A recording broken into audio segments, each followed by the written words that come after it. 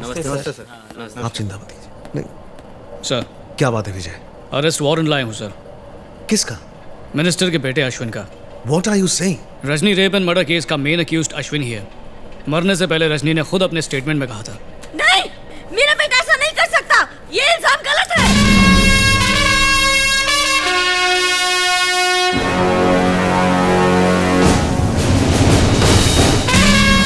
Sir Ashwin का है।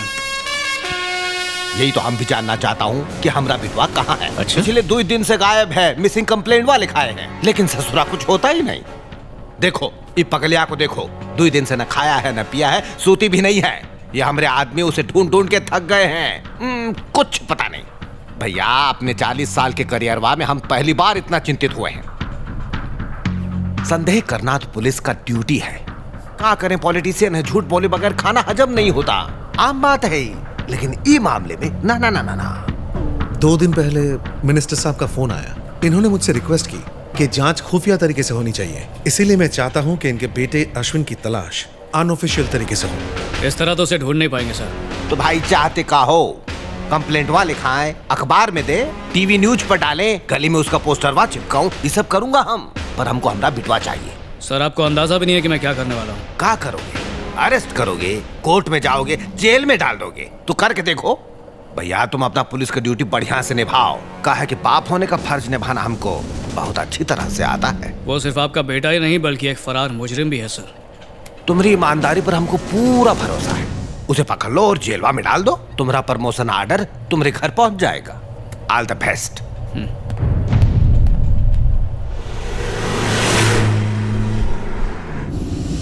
गाड़ी रोकना जरा। Yes sir. राजेंद्र, लगता है ये केस भी फाइलों में ही दम तोड़ देगा। मरने दो उस हैवान को, अरेस्ट करके भी क्या हासिल होगा सर? तभी तो उसे सजा मिलेगी।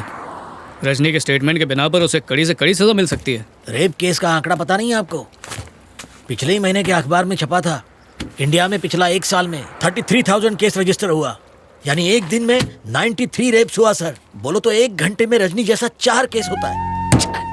बहुत गुस्सा आता है सर। 1000 का ऊपर केस दर्ज ही नहीं होता है। बदनामी का डर से, समाज का डर से, पैसा खिला के, डरा धमका के विक्टिम को, उसकी फैमिली को दबा दिया जाता है। सजा होता भी है तो 4 में से 1 केस में, बाकी 3 रेपिस्ट सीना तान के घूमता है। सॉरी सर, बहुत बुरा कंडीशन है अपना देश का। वो मिनिस्टर का बेटा है सर। हमारा 1 साल का सैलरी सिर्फ 1 दिन में खर्चा करेगा, लॉयर्स का फौज खड़ा कर देगा, सिर्फ 10 दिन में छूटेगा और हमारा ऊपर हंसेगा, हमारा ट्रांसफर कर देगा या किसी मिनिस्टर का दुम बना के हमको ड्यूटी पे चिपका देगा। ऐसा सनसनीखेज खबर 2 दिन में अखबार से गायब हो जाता है। किसी हीरो हीरोइन का अफेयर हॉट न्यूज बनेगा, ब्रेकअप के बाद भी चलेगा। उसका बूढ़ा बाप बेचारा उम्र भर आंसू बहाएगा, तब तक वो राक्षस हैवान ज्यादा सावधानी से एक और रेप कर देगा। सॉरी सर, अपन ज्यादा तो नहीं भूल गया? नहीं, बिल्कुल नहीं। तुम्हारा एक एक शब्द सही है। ये बताओ कि आगे क्या करें? अपन क्या कहेगा?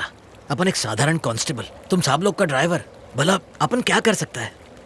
चलो मान लिया तुम एक साधारण इंसान हो, पर फर्ज करो तुमने उसे पकड़ लिया, तब उसके साथ क्या करोगे? सर, पहला मारेगा, उस साले की खाल खींच लेगा, इसी पुल का नीचे उस बैंक के टके को नंगा करके उल्टा लटका के मारेगा।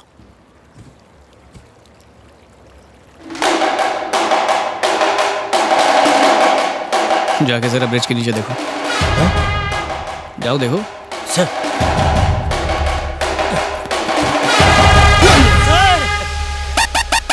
बड़ी भूख लगी है राजेंद्र, जल्दी भुर्जी पाव मंगा।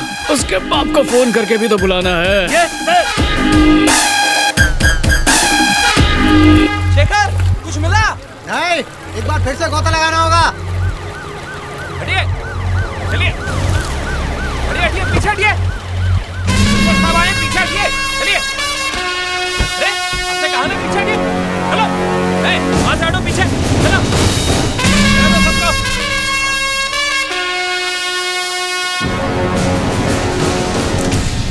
कहाँ है हमरा बिटवा? हमें उससे गुफ्तगू करना है, फिर जहाँ चाहे ले जाओ, रिमांड में ले लो, जेल भेज दो, कहीं भी। सर गुफ्तगू वो तो चू करने लायक भी नहीं बचा। इस पर आपके साइन चाहिए। लाश को देख के मौत की वजह समझ में आई? ये एक ब्रूटल मर्डर है। इसके फेस को बुरी तरह आयरन रॉड से कुचला गया है। और कम से कम 2-3 दिन तक टॉर्चर किया गया है। इतना यकीन से कैसे कह सकती हैं? मैं एक डॉक्टर हूँ। 1 घंटे के जख्म में और 24 घंटे के जख्म में फर्क होता है। जिंदा भी होता तो बच्चा पैदा नहीं कर पाता। आप मेरी बात समझ रहे हैं ना? बेरहमी से मारा। पोस्टमार्टम के बाद ही मैं आपको डिटेल्स बता पाऊंगी। Okay, thank you doctor. Thank you. चलिए। चलो। सॉरी सर, आप जरा यहाँ कौन है, किसने किया है? कुछ कह नहीं सकते। वो जो कोई भी है, उसे इसी जिंदगी में नर्क का मजा ना चखाया तो फिर कहना।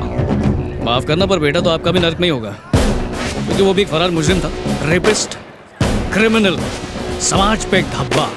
उसने जो किया, मेरे ख्याल से नर्क में भी जगह नहीं मिलेगी। वो लड़की का रेप हुआ कौन किया, ये बात का पता तुम 10 घंटा में लगा लिए। अपनी काबिलियत का सबूत दे दिए हो तुम। सर, मुजरिम तो कोई भी हो सकता है। उसका बाप, उसका भाई, वो भाई जो हो सकता है पुलिस ऑफिसर हो, ये भी हो सकता है उसका नाम IPS विजय कुमार हो। आप उसका एक बाल भी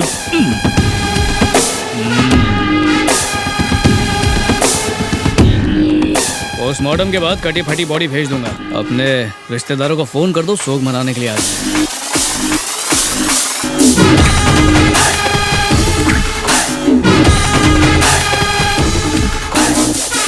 बेबी,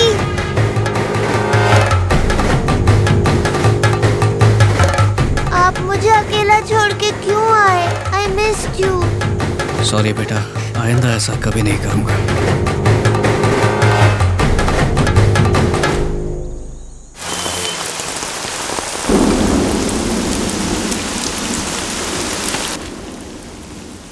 अरे टीचर जी, क्या मांगता है? ब्रेड लेगा? विजय कुमार किधर है? वो केक का ऑर्डर डिलीवर करने गया है। मैडम, तुमने जोसेफ के बारे में पूछा ना? विजय कुमार के बारे में। यानी उसने सच बता दिया। उसका असली नाम जोसेफ ही है। अमिताभ का फिल्म देख के उसने खुद का नाम विजय रख लिया। ये पाव का धंधा उसका फैमिली बिजनेस है? हाँ। तुम यहाँ कब से हो? अब क्या बताएगा, पहला की तरह और नौकरी करता था अपन। एक दिन केक का ऑर्डर देने के लिए कंजूस सेठ ने अपन को इधर भेज दिया। अपन को पता चला उस वक्त इधर हेल्पर का जरूरत था, काम कम पगार ज्यादा था, तो उधर रिजाइन मारा, इधर ज्वाइन मारा। स्मिता किधर है अंकल? और नेवी किसका बेबी है? विजय के लिए, नेवी के लिए मुझे बहुत फिक्र होता है। मुझे उसका हिस्ट्री बताओ प्लीज।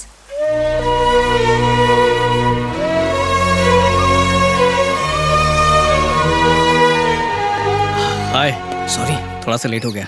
1 मिनट रुको। क्या हुआ? अब चलो। ये सब किस लिए? किसी से इम्पोर्टेंट मीटिंग है, मैं बहुत टेंशन में हूँ। पर किससे मिलना? फादर से। चर्च के फादर से?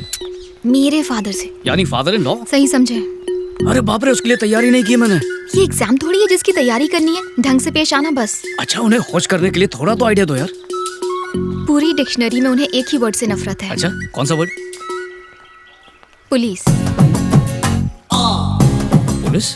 साला डाकू है क्या? वो बुढ़ा मोटा तुम्हारा बाप है क्या? जान ले लूंगी, चुप रहो।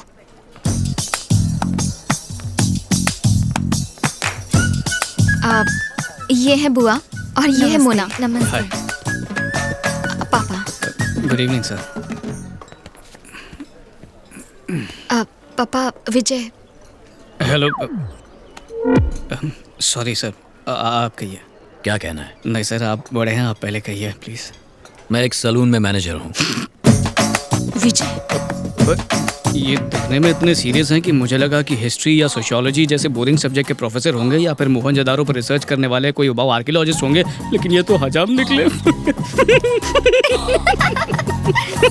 सॉरी सर, अपनों के साथ थोड़ा सा हंसी मजाक तो चलता है ना। देखिए सर, मेरे पापा नहीं हैं, सिर्फ माँ ने पाला है, और अकेले बच्चे की परवरिश करना बहुत ही मुश्किल काम है। और ऐसे बच्चे खुद को बहुत ही अकेला महसूस करने लगते हैं, जैसे कि मैं। बहुत मुश्किल होती है। और कितने सालों तक आप स्मिता की यूं ही फिक्र करते रहेंगे सर? उसकी जिम्मेदारी मुझे सौंप दीजिए, बहुत अच्छा ख्याल रखूंगा। सर, प्यार होने से सिर्फ 2 दिल ही जुड़ पाते हैं, लेकिन शादी ऐसी चीज़ है जिससे 2 परिवार एक हो जाते हैं। सर, बचपन से एक सपना देखा था कि मेरी भी मोना जैसी एक छोटी सी बहन हो। बिल्कुल इसकी तरह फूलों जैसी। सर, बचपन से सही गलत समझाने वाले पापा मेरे साथ कभी नहीं रहे, आप समझ सकते हैं। पर अब ऐसा लगता है कि शादी के बाद मेरे पापा की भी कमी आप पूरी कर देंगे। रिटायर होकर आप हमारे साथ ही रहना। बड़ा सा घर है मेरा, मिलकर खुशी खुशी रहेंगे, साथ में वॉक पर जाएंगे, साथ बैठकर न्यूज़पेपर पढ़ेंगे, कभी कभार रात को टेरेस पे जाके छोटा छोटा पैग मारेंगे। सर, मैं रिश्वतखोर पुलिस ऑफिसर नहीं हूँ। मेरा मैथ्स थोड़ा सा वीक है, फिर भी शेयर मार्केट में इन्वेस्ट करके मेरी अच्छी खासी साइड इनकम तो हो ही जाती है सर। सुबह पल्लवी को कॉलेज में ही ड्रॉप कर दूंगा। बुआ को टिफिन भी दे दूंगा मैं। मेरी माँ मास्टर शेफ की गुरु है, बहुत अच्छा खाना बनाती है, तो चलेगा बुआ जी? श्वेता आपको बुआ बुलाती है तो मैंने सोचा मैं भी बुआ ही बुला लूं। आप भी जब स्पेशल खीर बनाएंगी तो हमें जरूर भेज दीजिए। आप और मम्मी साथ बैठ के सास बहू वाला सीरियल देख सकती हैं। पर एक बात बता दूं, आराम जल्दी खत्म हो जाएगा, क्योंकि जल्दी नातियों को संभालने की जिम्मेदारी भी आप पे आ जाएगी। सर, फैमिली से ज्यादा और कुछ इंपॉर्टेंट नहीं होता। अगर आप राजी नहीं हैं तो हम ये शादी बिल्कुल नहीं करेंगे सर। आपके आशीर्वाद के बिना मुझे स्मिता चाहिए ही नहीं। सर देखिए, मैं आपको मक्खन नहीं लगा रहा हूँ, अपने दिल का हाल बता रहा हूँ। देखिए ना, हमारी जनरेशन के लिए प्रपोज वपोज मारना बहुत छोटी सी बात है, लेकिन मुझे आप सबकी रजामंदी से ही शादी करनी है।